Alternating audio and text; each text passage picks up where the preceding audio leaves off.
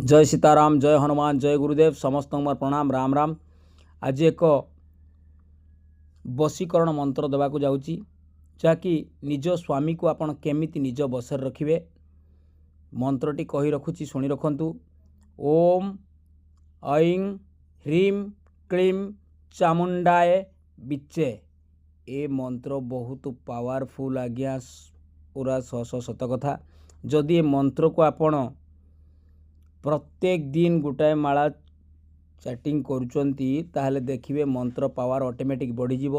आउ ओम ऐं ह्रीं क्लीं चामुंडाए बिच्चे अमुके मम वशम कराय कुरु कुरु स्वाहा। अमुके जगार तार ना गोत्र ठीक से दरकार। यदि ना गोत्र नहला आपण ताको बस करि पारिबे नाही, एटा भी मन रखिए। आउ बस से लोक करहब जो लोक को आपण चिन्हिचंती जानिचंती, जा सहित आपणकर संपर्क अच्छी। नहे एमती सेमती काहारी को करहब नहीं। पुरुष बशीकरण मंत्र ये मन रखिए, सब काम आसब। जय सीताराम।